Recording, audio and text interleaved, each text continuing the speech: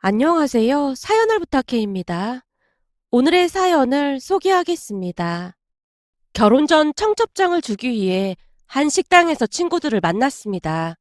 친구들 중 제일 빨리 결혼을 하게 돼서 친구들이 폭풍 질문을 했어요. 난 가희가 제일 늦게 결혼할 줄 알았는데 진짜 신기하네. 그러게 말이야. 나도 내가 늦게 결혼할 줄 알았는데 신기하긴 하더라고. 근데 신혼집이랑 혼수 그런 거는 어떻게 하기로 한 거야? 우리 언니 결혼할 때 보니까 챙길 게 한두 가지가 아니더라고. 그거 보면서 난 결혼 못하겠다 싶더라니까. 라며 유진이가 양미간을 찌푸렸습니다. 그 모습에 제가 넌지시 물었어요. 왜? 언니는 뭐가 많이 힘들었던 거야? 말도 마. 우리 언니 파혼까지 할 뻔했잖아. 정말? 대체 뭘 어쨌길래 파혼까지 할 뻔해? 언니네 시어머니가 고가의 혼수품을 일일이 적어서 주질 않나 결혼식장부터 수월하게 한 게 하나도 없다니까. 그래서 파혼한다 뭐한다 난리도 아니었는데 언니가 파혼한다고 강하게 나가니까 다행히 그쪽에서 꼬리를 내리더라고. 진짜? 그럼 결혼 후에 힘들어지는 거 아니야? 그렇잖아도 그 난리를 치다 보니까 언니는 시댁에 잘 가지도 않는다고 하더라고. 그러게 처음부터 그냥 좋게 좋게 넘어갔음 얼마나 좋았겠어. 지금은 형부 혼자 본가 다니고 그러나 봐. 그럼 뭐라고 하고 그러지 않나? 우리 언니가 독하게 나가니까 다들 그러려니 한다고 하더라고. 그러게 처음부터 왜 그 난리를 쳐서 그 지경을 만들었는지 모르겠더라고.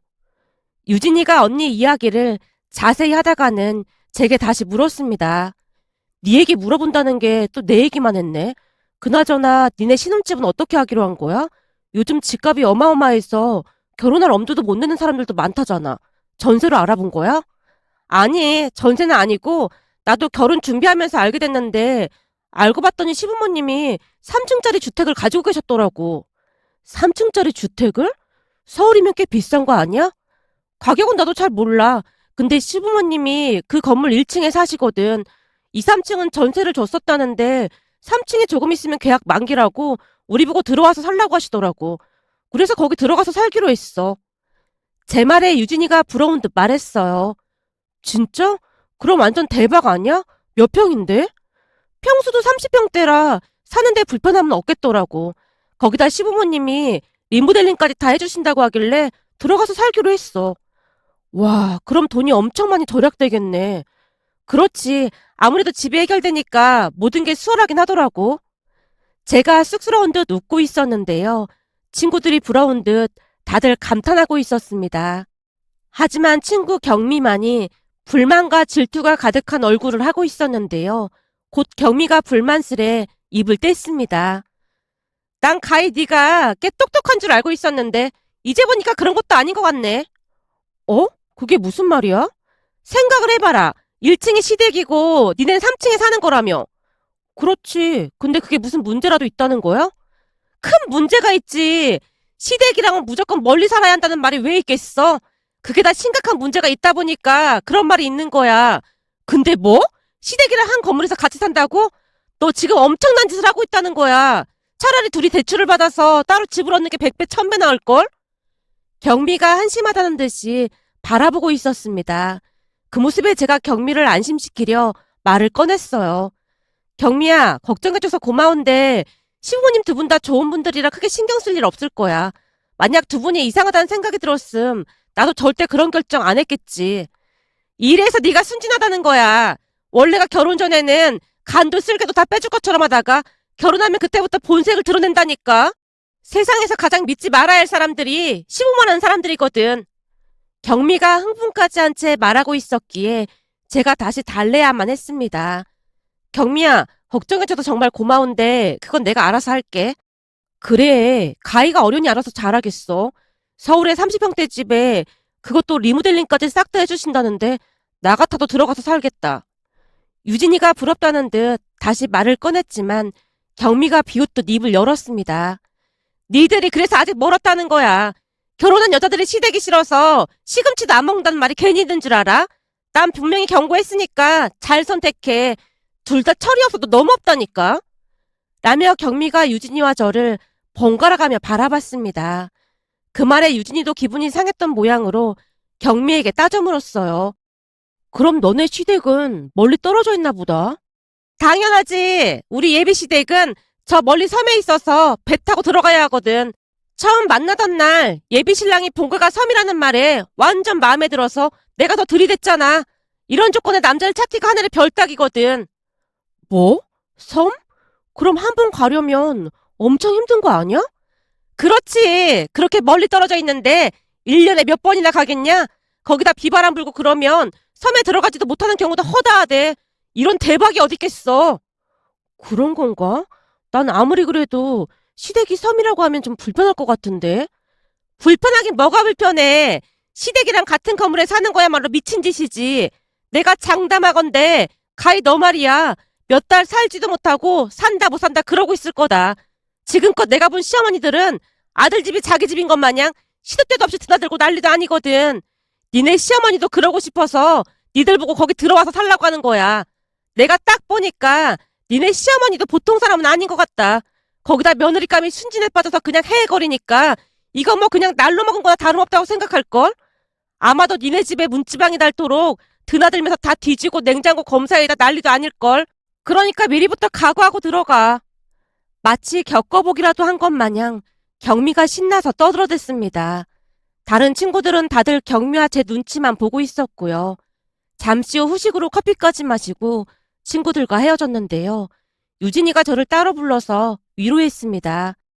가희야, 아까 경미가 한 말은 그냥 한 귀로 듣고 한 귀로 흘러버려. 내가 볼 때는 괜히 질투나서 그러는 것 같거든.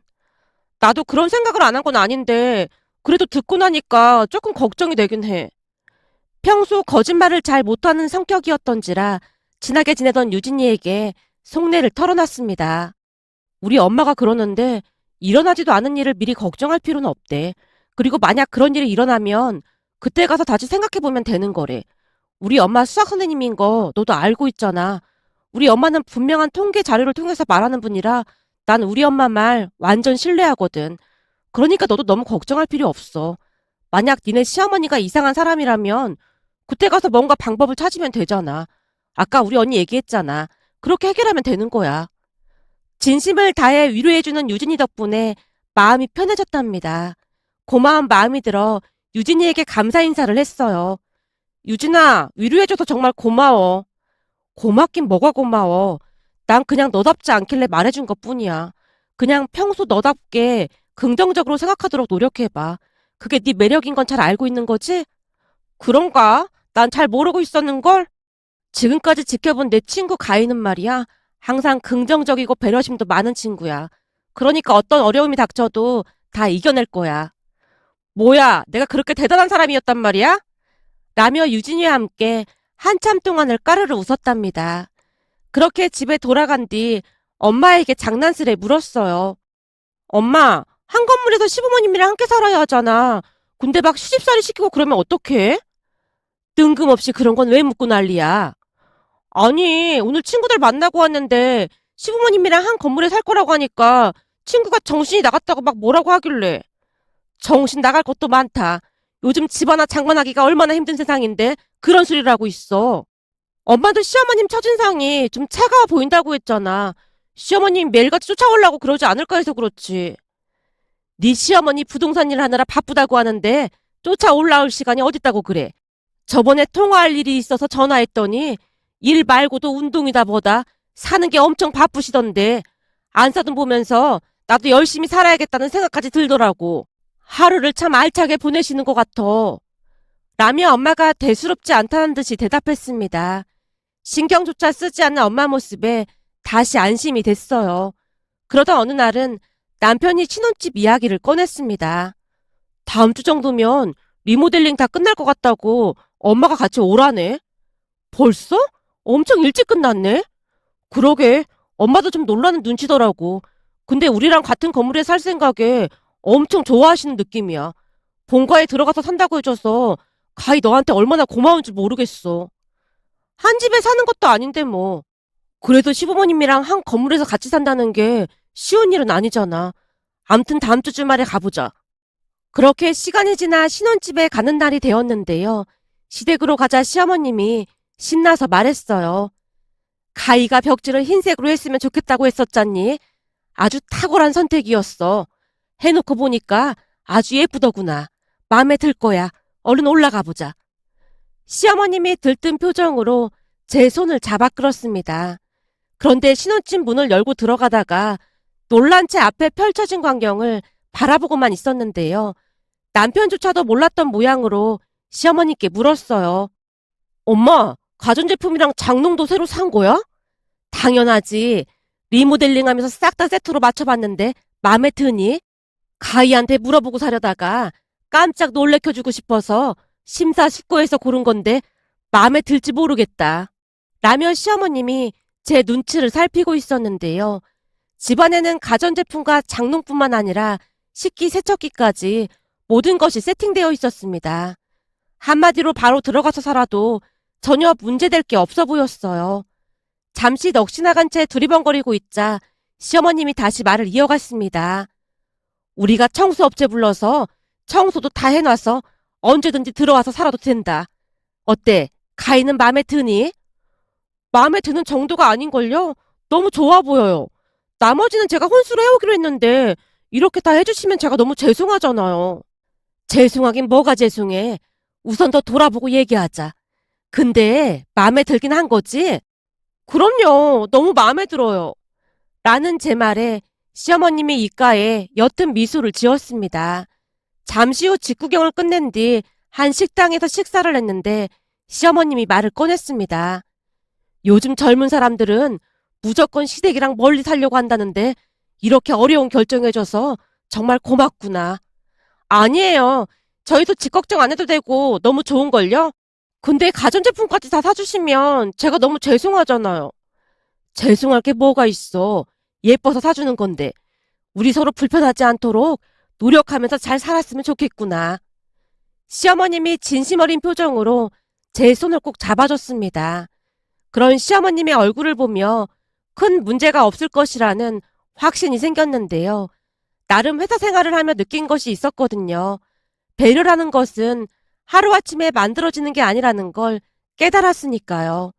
그 뒤에 우리는 결혼을 했고 역시나 시부모님은 철저히 독립된 공간으로 인정해주며 함부로 올라오거나 하는 일은 없었습니다. 만나야 할 일이 있다면 항상 며칠 전 미리 연락을 했으니까요. 그것뿐만이 아니었는데요. 시부모님이 과일이나 반찬뿐만 아니라 이것저것들을 다 챙겨주시곤 했어요. 어느 날은 회사에서 중요한 회의를 앞두고 서류를 놓고 온 것을 알게 됐고 팀장님이 불같이 화를 냈습니다. 가희 씨, 그 서류 중요한 서류라고 몇 번이나 말했는데 그걸 집에 두고 오면 어떡해? 지금 제정신이야? 죄송합니다. 퇴근하고 집에 가서 회의 자료 한 번 더 검토하느라 그랬습니다. 죄송한 게 문제가 아니라 어떻게 서류를 집에 두고 올 수가 있어? 그게 오늘 회의 때문에 평소보다 일찍 나오다 보니까 급하게 나오느라고 깜빡한 것 같습니다. 왔다 갔다 시간도 많이 걸릴 거고 차도 막힐 텐데 이제 어쩔 셈이야. 저기 제가 시어머님께 연락을 좀 해보겠습니다. 팀장님이 어찌나 몰아붙이던지 제 입에서 시어머님이라는 말이 튀어나왔고 팀장님이 어이없다는 표정으로 물었어요. 뭐? 시어머님? 혹시 같이 사는 거야? 설마 시어머님한테 연락해서 서류를 가져다 달라고 하겠다고? 같이 사는 건 아닌데 좀 복잡하긴 해요. 시부모님이 부동산 일을 하고 계신데 연락하면 도와주실 것 같긴 해요. 그래? 그럼 빨리 연락 좀 해봐. 라며 팀장님이 재촉했고 제가 급히 시어머니께 전화를 드렸습니다. 어머님, 죄송한데 제가 집에 중요한 서류를 두고 와서 지금 회사가 발칵 뒤집어졌거든요. 근데 왔다 갔다 하면 회의 시간에 늦을 것 같아서요. 그러니까 나보고 그 서류를 가져다 달라는 말인 거지? 네, 맞아요. 가져다 주시면 평생 은혜 잊지 않겠습니다. 뭐? 은혜를 잊지 않겠다고? 가만 보면 넌 가끔 엉뚱한 걸로 사람을 웃게 만드는 재주가 있더라. 서류가 어딨다고? 내가 집에 가서 사진 찍어서 보낼 테니까 만나 확인이나 해줘. 그리고 앞으로 은혜 어떻게 갚는지 똑똑히 지켜볼 참이야. 네, 꼭 은혜 갚겠습니다. 라며 제가 큰 소리로 대답을 했고 팀장님이 옆에서 어이가 없었던 것인지 웃음을 참고 있었습니다. 시어머님과 통화를 끝내고 팀장님에게 자신만만하게 말했어요. 팀장님, 시어머님이 서류 가지고 오실 것 같아요. 그러니까 아무 걱정하지 마세요. 내가 보니 가희 씨네 시부모님은 가희 씨 때문에 심심하진 않겠다. 어? 어떻게 하셨어요? 우리 시부모님이 항상 팀장님처럼 말씀하시거든요. 저 때문에 심심하지 않다고요. 그냥 딱 그래 보여. 하긴 막대 먹은 며느리보다 가희 씨 같은 캐릭터가 훨씬 낫긴 하겠네. 근데 차가 막히면 안 될 텐데. 라며 팀장님이 한숨을 내쉬었습니다. 그런데 잠시 후 시아버님에게 전화가 걸려와서 받았는데요. 며느라, 나 지금 도착했다. 네? 이렇게 빨리요? 얼른 내려오기나 해. 급하다며. 네, 알겠습니다. 라며 큰 소리로 대답을 하고 내려가려던 찰나에 팀장님이 따라오며 말했어요. 나도 같이 가. 네? 팀장님이 왜요? 감사 인사라도 하려고 그러지. 그리고 시어머님이 대체 어떤 분이길래 며느리 심부름까지 하는지 궁금해서 말이야.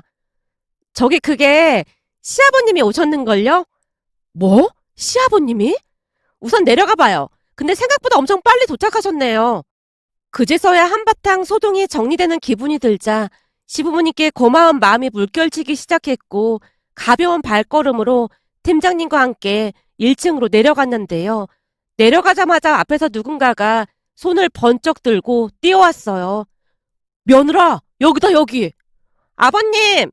제가 놀란 표정으로 시아버님을 바라보고 있자 시아버님이 박력 있게 한 손에 헬멧을 들고 급히 서류를 건넸어요. 그날 시아버님의 모습은 가죽 점퍼에 헬멧까지 쓴 모습이었습니다. 그 모습에 놀란 채 제가 물었어요. 아버님, 설마 또 김 사장님네 오토바이 타고 오신 거예요? 어머님한테 들키면 큰일이잖아요. 괜찮아. 이번에는 네 시어머니가 특별히 합법적으로 허락해 준 거니까. 네 덕분에 오토바이로 라이딩도 하고 아주 좋았다. 이런 일이 절대 흔하지 않은 거 너도 잘 알고 있지? 그럼요. 근데 진짜로 어머님이 오토바이 타고 가라고 허락하셨단 말이에요? 그랬다니까. 늦지 않게 가져다 주라고 신신당부까지 했어. 저기 그런데 한 1분 정도는 시간이 있는 거지? 그럼요. 아버님께서 일찍 와주셔서 시간은 충분해요.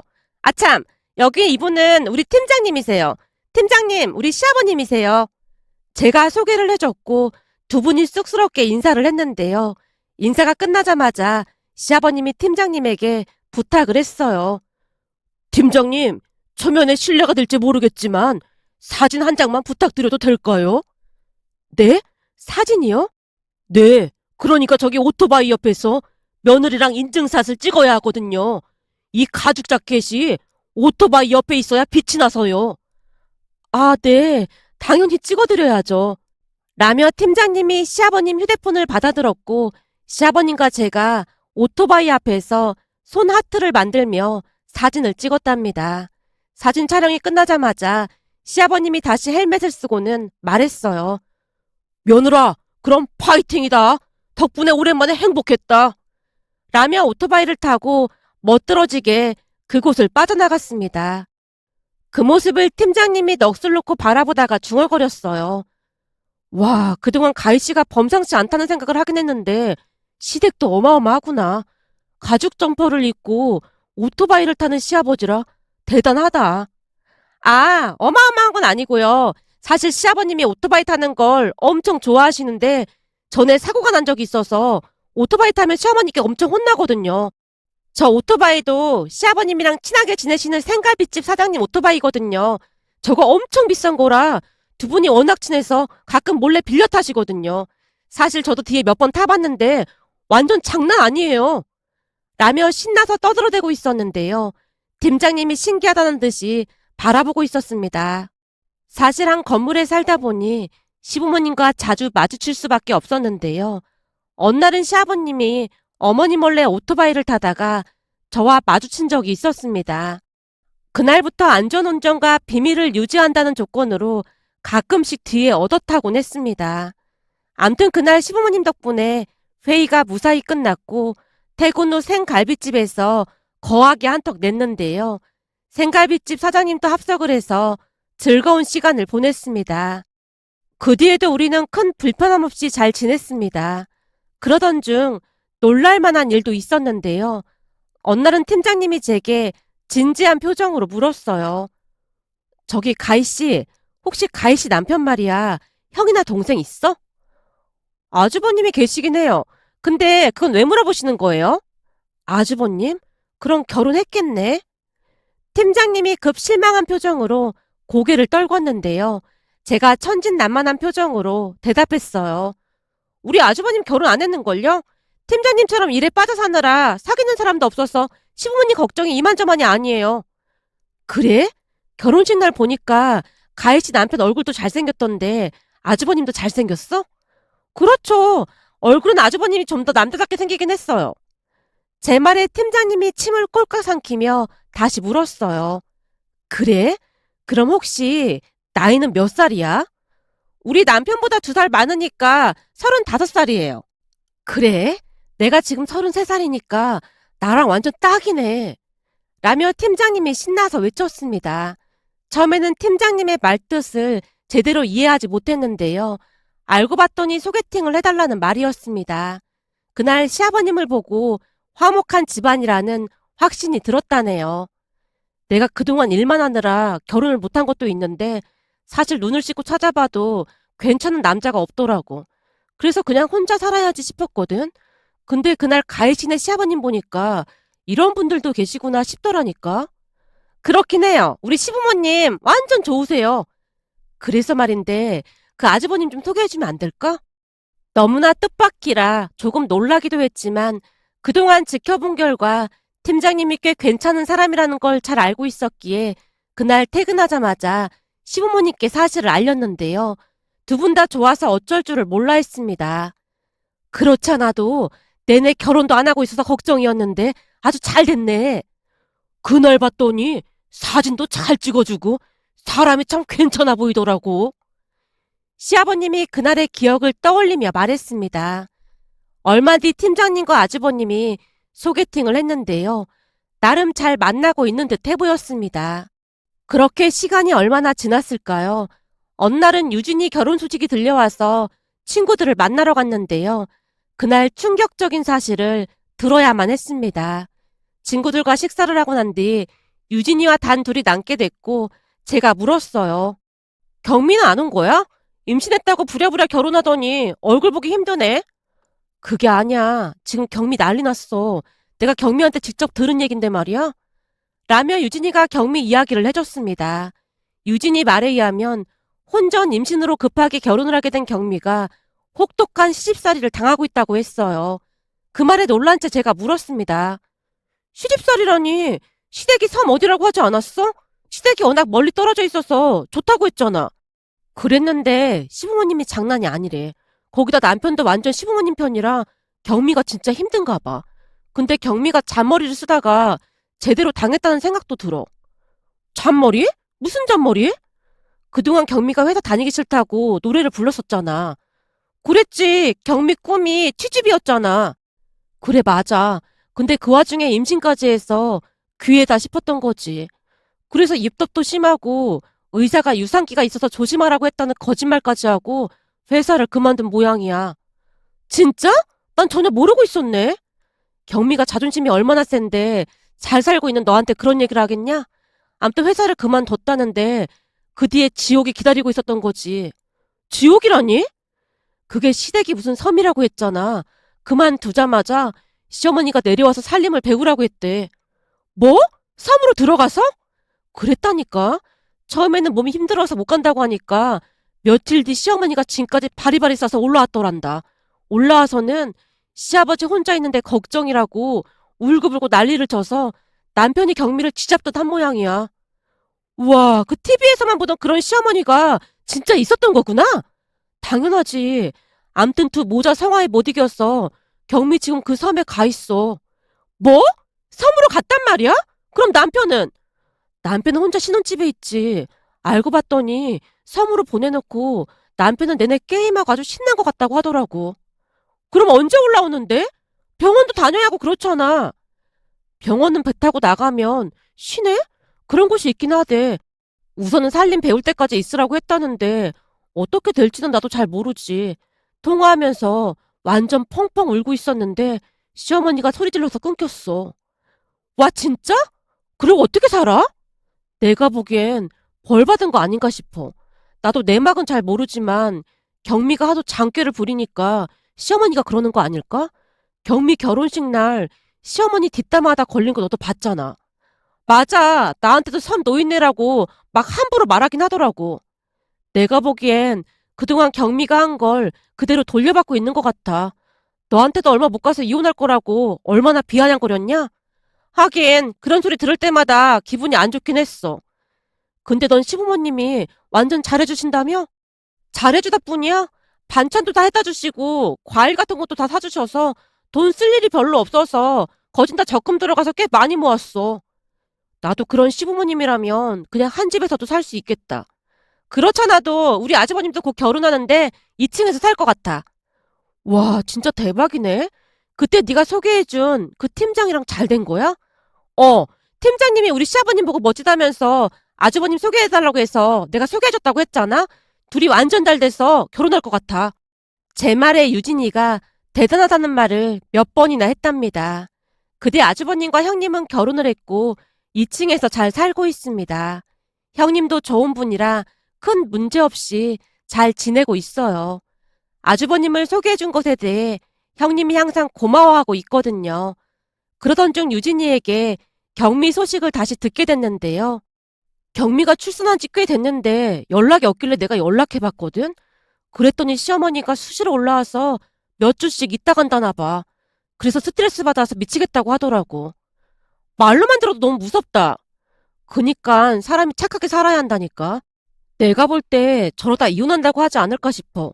하루 이틀도 아니고 저러고 어떻게 살겠어.